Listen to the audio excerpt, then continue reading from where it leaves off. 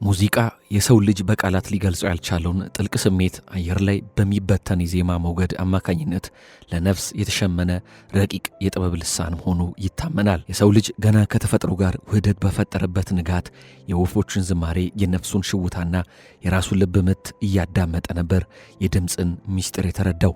ከዛሬው ዘመናዊና የላቀ ድምፅ ውህደት በፊት ከእናቶች ቅላጼ፣ ከበሮና እጅ ማጨብጨብ የተጀመረው ይህ ጥበብ በግብፅ፣ በግሪክ፣ በቻይና እንዲሁም በጥንቷ ኢትዮጵያ በቅዱስ ያሬድ ሕያው ዜማ ስልቶች ታሽቶ ለዛሬው ማዕረግ በቃ። ይህ ጥበብ ታዲያ ጥቅም ብቻ ሳይሆን ፈውስ ነው። ሕመም ያስገደደውን መንፈስ ያክማል። የፍቅርና የሐዘን የደስታና የተስፋ አጋር ይሆናል። ባህልን ከባህል ትውልድን ከትውልድ ያለ ቋንቋ ወሰን የሚያገናኝ ተጎትቶ የማይበጠስ የዜማ ገመድ ነው። ከሙዚቃ ጋር በተገናኘ በአንድ በኩል ዘመን ተሻጋሪ ሙዚቃ የሚባለው የተሰራበትን የጊዜ ወሰን የፋሽንና የትውልድ መፈራረቅ አልፎ የሰው ልጅ ዘላቂና ሁለንተናዊ እውነት እንደ ፍቅር፣ ነፃነትና ሰብአዊነት በመዳሰሱ ምክንያት ጊዜ የማይሽረው ትኩስነቱ የማይደበዝዝ የጥበብ ማህደር ነው የሚሉ አሉ። በሌላ ወገን ደግሞ ዘመን ተሻጋሪ ሙዚቃ የሚባል ነገር የለም ሲሉ የሚሞግቱ ጥበበኞች አሉ። ሳይንሳዊ ምክንያቶች ደግሞ እያንዳንዱ ትውልድ የራሱ ስነ ልቦና፣ የራሱ የህይወት ዘይቤና የቴክኖሎጂ ደረጃ አለው የሚለው። በአንድ ዘመን የብዙዎችን ልብ የነካ ሙዚቃ ለሌላው ትውልድ ባዶ ሊሆን ይችላል ባይ ናቸው። ዘመን ተሻጋሪ የሚለው ቅጽል ራሱ ከሙዚቃው ጥራት ይልቅ የሰዎች የልጅነት ትዝታና የትዝታ ቁስል የፈጠረው ቅዠት ነው ባይ ናቸው። ሙዚቃ ዘመናትን አቋርጦ ትውልድን የሚያገናኝ ሕያው ድልድይ ነው ወይስ የየዘመኑ ትውልድ ጊዜያዊ የመንፈስ ማንጸባረቂያ? በዛሬው የጥበባት ዝግጅታችን ይህንን ጥበብን፣ ታሪክን፣ ፍልስፍናን ያዋህደ አሳታፊ ሐሳብ ከሙዚቃ ባለሙያው ከሆነው ከተመስገን ኡካሬ ጋር ቆይታ አድርገናል። ወልደ ሐዋርያት ዘነበ ነኝ። አብራችሁን ቆዩን። ቀደም ሲል በዝግጅታችን መንደርደሪያ ላይ የሙዚቃን ረቂቅ ተፈጥሮ፣ የታሪክ አመጣጡንና የዘመንን ተሻጋሪነቱን አነጋገር ሙግቶች አንስተን ነበር።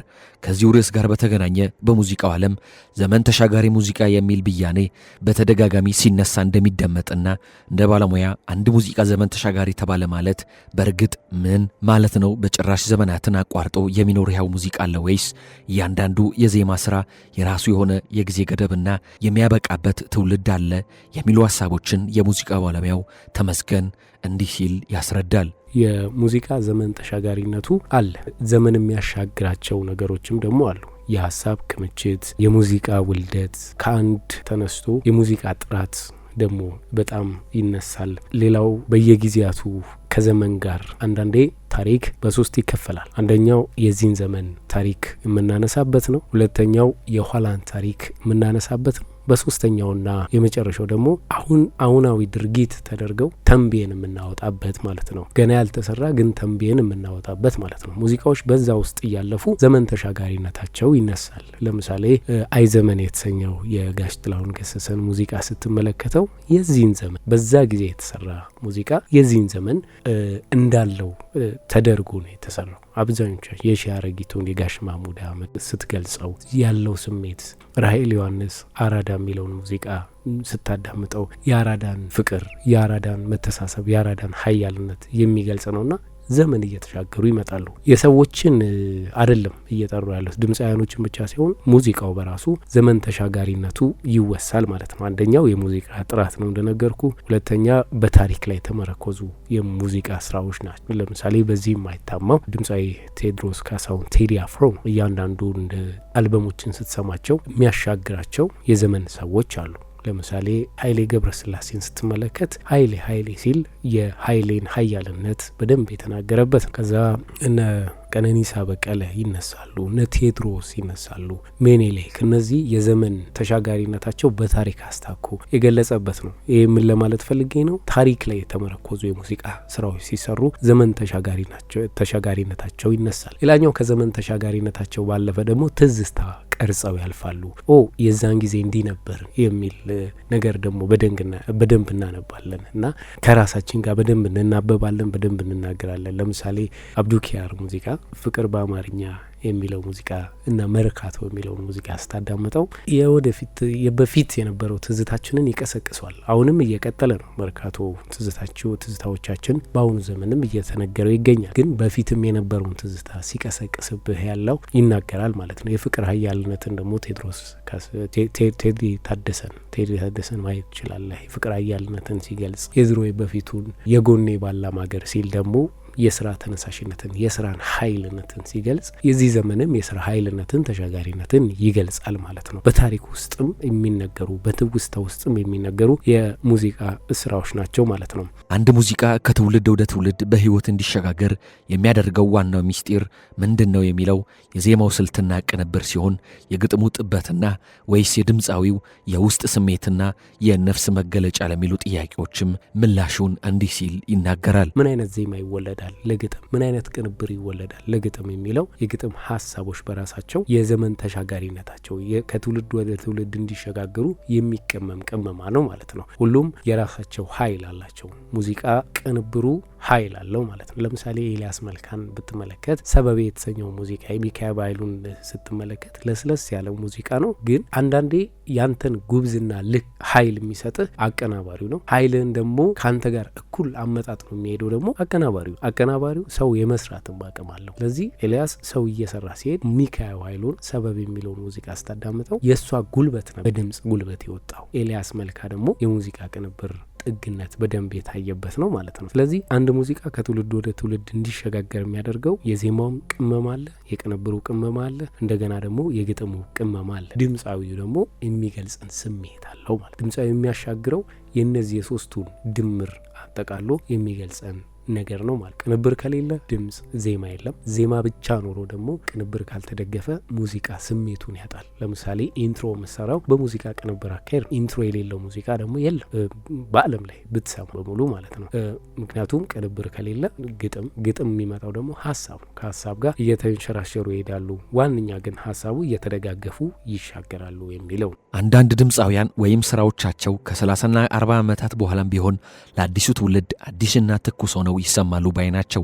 ይህ ሙዚቃ ተፈጥሯዊ ጥራት ውጤት ነው ወይስ የሰው ልጅ የመንፈስና የስሜት ፍላጎት በዘመናት መካከል አይቀየርም ከሚለው እውነታ የሚመጣ ነው ሲሉ ያክላሉ። እንደ አዲስ የሚሰሙት የሙዚቃ ተፈጥሯዊ ጥራታቸውን ጠብቀው በቴክኖሎጂ የታገዘ በፊት 40ና 50 ዓመታት በቴክኖሎጂ የታገዘ አታገኝ። ሪከርዲንግ ራሱ ሲደረግ ሮሃ ባንድ በፊት ሪከርድ ሲያደርጉ አንድ ሙዚቃ ለመቅረጽ 24 ሰዓት ይቆያሉ። አንድ ሙዚቃ ለመቅረጽ ማለት ነው። አሁን ቴክኖሎጂ ረቆ በአንድ ሰዓት ውስጥ ሪከርድ ማድረግ ትችላለህ። ያንን ጣዕምና በየሰዓታቱ እየተደጋገመ ሲሰራ አዲስ ቫሊዩ አደድ ወይም ደግሞ አዲስ ተጨማሪ የሙዚቃ ቅመማ እንድትፈጥር ያደርጋል ማለት ነው። ዘመን ከትውልድ ወደ ትውልድ እንዲሻገር የሚያደርገው የዘመን ቅመማዎች የሙዚቃ ቅመማዎች ናቸው። ሌላኛው አርትኦት ነበረ። አርትኦት ማለት ሙዚቃ ይሰራ ታይቶ ተገምግሞ ተለክቶ ነው የሚሻገረውና ዜማዎች ከትውልድ ወደ ትውልድ እንዲሸጋገሩ እንደዚህ አይነት ስራዎች የናረጋኝ ወራሽ የድሮ ስራዎች የነ ጸጋዬ እሸቱ እንደዚህ ስታያቸው ከትውልድ ወደ ትውልድ እየተሸጋገሩ የአሁኑ ዘመን ትውልድ እንዲያወሳው ያደርጋል ማለት ነው። የአሁኑ ዘመን ትውልድስ እኛ የዚህ ዘመን ትውልድ ወኪል ነንና የዚህ ዘመን ትውልድ ደግሞ የራሱን ስራ እየሰራ ይገኛል። ከትውልድ ወደ ትውልድ እንዲሸጋገር የሚያደርገው አንደኛ በተሰጠው የቴክኖሎጂ አጠቃቀም ወደ ትልቅ ቦታ እንዲሸጋገር ያደርጓል። የጥናት ቡድን አለመኖሩ ደግሞ ከትውልድ ወደ ትውልድ እንዳይሸጋገር ያደርጋል። የሚኖረው የጥናት ቡድን ሲኖረው ደግሞ እንዲሸጋገር ያደርገዋል ማለት ነው። በሌላ በኩል ደግሞ እያንዳንዱ ትውልድ የራሱ የድምፅ ቀለም፣ የቴክኖሎጂ ምርጫና የቃላት ውበት ስላለው ዘመን ተሻጋሪ ሙዚቃ የሚባል ነገር ሊኖር አይችልም። ያለው የሰዎች የልጅነትና የዕድሜ ትዝታ ብቻ ነው የሚሉ አሉ። በዚህ ተቃራኒ ሀሳብ ላይ ሙያዊ እይታና አስተያየታቸውንም ገልጸዋል። ዘመን ተሻጋሪ ሙዚቃ ሊኖር ይችላል። ምንም የምንገድበው ነገር የለም። ምክንያቱም እዛ ውስጥ የፈጠራ ምቹነትን እናገኛለን። የዚህ ዘመን ትውልድ በተለይ የፈጠራ ምቹነትን እናገኛለን። ያኛውን ትውልድ ለማስታወስ የሚገርምህ አዲስ ነገር ይሰራበታል። አዲስ ነገር ተቀምሞበት ያኛውን ዘመን ለማስታወስ ለምሳሌ ቴዲ አፍሮን ለምጣና 400 ፍቅር 300 ትዝታ ሲል የሽሽግ ቸኮልን ሙዚቃ ሲያስገባው ታያል። ለዚህ ዘመን ጥቅም ነው ማለት ነው። ወደ ኋላም ወደፊትም ሄደን እንድናዳምጥ ያደርገናል። የአስቴር አወቀን ሙዚቃ ደግሞ አዲሱ ገላገላ የተሰኘው ሙዚቃ እንደ አዲስ የሰራችው ያም ሙዚቃን ደግሞ ስትመለከተው እንደ አዲስ በፊት የሰራችው ከሸበሌ ባንድ ጋር የሰራችው እንደዚህ ሙዚቃዎች አሉ ያካተተቻቸውና እሱ እንድናዳምጠው ያደርገናል። ሸበሌ ባንድ ማን ነው የሚለውን ነገር እንድናይ ያደርገናል ማለት ነው። ከትውልድ ወደ ትውልድ የሚሸጋገሩ የሙዚቃ ተደራሽነታቸው ነው ሌላኛው የአዲሱ ትውልድ ትልቁ ጠቀሜታ። ተደራሽነታቸው፣ አስተዋይነታቸው በደንብ ያደርጋሉ። ሌላው የአልበምና የኢፒ ማለት ኤክስቴንድድ ፕሌይ ማለት ነው፣ ወይም ግማሽ አልበም የምንለው ማለት ነው። የአልበም ግዝፈቱና የአልበም ሂደቱን ቶሎ እንዲያፋጠነው ያደርጋል በዚህ ዘመን ትውልድ ያለው። በፊት ግን በጣም ሊቆይ ይችላል። ቴክኖሎጂ ማጠር ነው፣ የሀሳብ ማጠር ሳይሆን የቴክኖሎጂ ማጠርም ጭምር የነበረበት ነውና በሚውዚክ አሬንጅመንት፣ ሊሪክስ፣ ሜሎዲ እነዚህ አይነቶቹ በጣም ኳሊፋይድ ሆነው የሚወጡበት ነው። በዚህኛው ዘመን በጣም ጥርት ተደርገው የሚሰሩበት ነው። በፊት ግን እንደዚህ አይነት ነገር ስለሚያስቸግር አንድ ሙዚቃ ለመስራት ጊዜ ይወስዳል ማለት ነው። በአሁን ዘመን የዲጂታል ቴክኖሎጂና የማህበራዊ ሚዲያ መስፋፋት የሰዎችን የሙዚቃ ማድመጥ ልምድና እንዲቀያየር አድርጎታል ባይ ናቸው። ይህ ፈጣን የትኩረት መለዋወጥ ዘመን ተሻጋሪ ስራዎችን የመፍጠር እድልን አጥብቦታል ወይስ አዲስ በር ከፍቶ አስፍቶታል ወይ ለሚለው ጥያቄ ምላሻቸው ይህ ነው። በዚህ ዘመን ቴክኖሎጂ ማህበራዊ ሚዲያ መስፋፋት የሰዎችን የሙዚቃ ማዳመጥ ልምድ በደንብ ቀይሮታል፣ በፍጥነት እንዲቀያየርም አድርጎታል። የአመት ብቻ ወደ 20 የሚጠጉ የሙዚቃ አልበሞች እነዚያ 20 አልበሞች ተረጋግተን ሰምተናቸዋል ወይ የሚለው ደግሞ ሌላኛው ጥያቄያችን ነው፣ አንዱ ነው። የ90 የሙዚቃ ሰዎች እዚህኛው ዘመን ትውልድ ላይ ሲለው ምን ያህል ተደማጭነታቸዋለን? ብዙም የለም። የ90ዎቹ የሙዚቃ ስራዎች በጥቂቶቹ ወይም ደግሞ በፊት በሰጡን ነገር ላይ ወጥተው ልናያቸው እንችላለን። አሁን የአዲሱ ትውልድ ስራ ነው እየተደመጠ ያለውና የማዳመጡ ነገር የኛ እንደ ሰው አተያይ እንደ ህዝቡ አደማመጥ ነው የሚለያየው። ይሄን ነገር ደግሞ የምናደርገው ምንድነው? በየጊዜያቱ ፎርም ተይዞ ሙዚቀኛው አልበሙን እንዳሻው የሚለቅበት ሳይሆን ጊዜው ተወስዶ አንደኛ ወር ላይ ወይ ሁለተኛ ወር ላይ የሆነ ሰው እንደዚህ የተባለ ጊዜ ተወስዶ ለአድማጭም ጆሮ ተሰጥቶ ቢሰራበት በጣም መልካም ይሆናል ማለት ነው። ስለዚህ ደራርቦ አለ። ይህ ሁኔታ ዘመን ተሻጋሪ የመፍጠር ነገሩ አያዳግተውም። በነገራችን ላይ ዘመን ተሻጋሪነቱን አላጠበበውምም አላሰፋውምም ማለት ነው። ማጥበብም ማስፋት የምንችለው አዳማጭ ሲኖር ነው ማለት ነው። ይሄ ዘመን ይሄ ሙዚቃ እኮ ብለን ነጥረን የምናወጣው ህዝቡ በሚያዳምጠው ነው። ግን እንደ ባለሙያ ከጠየቀኝ ትንሽ ዘመን ተሻጋሪነቱን አጣቦታል ብዬ አስባለሁ። ምክንያቱም ሰከን ብለን የምናወጣቸው የሙዚቃ ስራዎች ላይ ምን ያህል ሰክነናል፣ ምን ያህል አድምጠን፣ ምን ያህልስ ሀሳብ ሳንደራርብ ከሌላኛው አልበም ጋር አዋህደን ሰርተናል የሚለው ሌላኛው ጥያቄ ነው። አስፋፍቶታል። ወደፊት ምን በደንብ ሙዚቃ ኢንዱስትሪውን አስፋፍቶታል። ሁሉም የራሱ እጁ ላይ ያለው ሚዲያ ነው፣ እጁ ላይ ያለው ዩቲዩብ ነው፣ እጁ ላይ ያለው የማህበራዊ ሚዲያ አጠቃቀም ሊለቀው ይችላል በራሱ ዩቲዩብ ቻናል ላይ። ተጠቃሚው እሱም ስለሆነ ህዝቡ ግን እንዳሻው መርጦ አይቶ ማየት ይችላል። ስለዚህ በዚህ አስፋፍቶታል ማለት ይቻላል። ዘመን ተሻጋሪ የምትለዋን ሀሳብ ነጥሎ ለማውጣት ግን መበርበር፣ ማየት፣ መፈተሽ ያስፈልጋል። በዚህ ደግሞ የሙዚቃ ባለሙያዎች መሰብሰብ፣ የሙዚቃ ባለሙያዎች ማየት ይጠበቅባቸዋል። አንድ የሙዚቃ ሰው ዛሬ ላይ ሆኖ የሚሰራው ስራ ወደፊት ዘመን ተሻጋሪ እንዲሆን አቅዶና አልሞ ሊሰራ ይችላል ወይስ የሙዚቃውን ዘመን ተሻጋሪነት የሚወስነው የጊዜ ፈተናና የህዝብ ምላሽ ብቻ ነው ባይ ናቸው። አንድ ሙዚቃ የሚሰራው ወደፊት ዘመን ተሻጋሪ እንዲሆን ታስቦ ይሰራል። በነገራችን ላይ ለምሳሌ የስንሻው ለገሰ አልበም በጣም ይገርመኝ፣ ዘመን ተሰማው በጣም ዘመን የሚሻገር የሙዚቃ እነ ቤተልሔም ሸርፈዲ እንደዚህ አዲስ አልበሞቻቸው ንማስተዋል እያዩን ስሰማ እነ ዳዊት ጽጌ በፊትም ቢሆን አሁንም ደግሞ ኢፒ ኤክስቴንድድ ፕሌይ ብሎ ያወጣቸው በድጋሚ የሰራቸው ሙዚቃዎች ዘመን ተሻጋሪነታቸውን ይበልጥ ደግሞ እንዲሻገሩ የሚያደርጋቸው የሙዚቃ ስራዎች ናቸው። ስለዚህ እንዲሻገር ያደርገዋል። የሚሻገረው ግን በጊዜ ሁኔታ ብቻ አይደለም፣ በህዝብ ምላሽም ብቻ አይደለም፣ ራሳችን በምናየው በሁኔታዎች ውስጥ የሚሻገር ነው። ይሄ ላይ ምን ስህተት አለ መሰለህ? እዚህ ላይ የህዝብ ምላሽ ብቻ ሳይሆን በጊዜ ብቻ ሂደት የሚለካ ነው ይባላል አይደለም?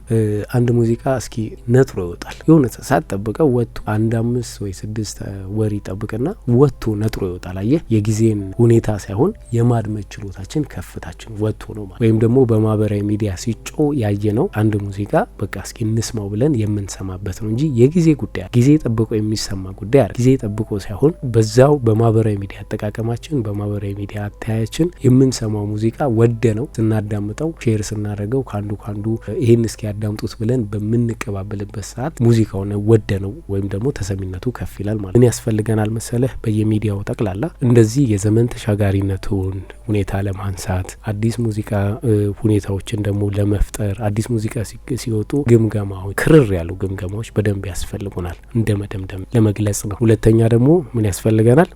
እንደ ሚዲያ ባለሙያ ሙዚቃው እንዴት ነው ብሎ አንድ ባለሙያ የሙዚቃ ባለሙያ ብቻ ተብሎ የሚሰጥ የትምህርት አይነት እንዲኖር ፈልገው እንደኔ ማለት ነው። ስለዚህ በየሚዲያው አንድ የሙዚቃ ባለሙያ መግባት አለበት።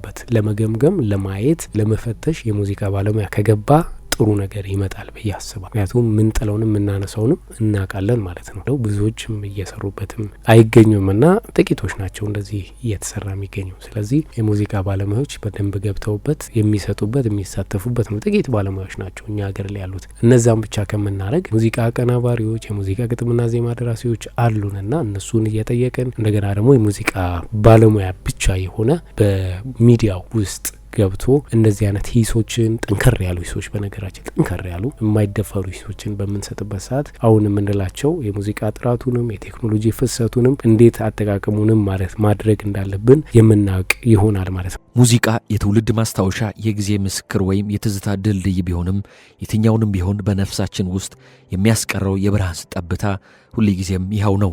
የዛሬው የጥበባት ዝግጅታችን በዚሁ አብቅተዋል። በሌላ ጥበባዊ ወግና አሳታፊ ርዕስ እስከምንገናኝ የዜማ ሕይወት የጥበብ ብርሃን አይለያችሁ። ደህና ሰንብቱ።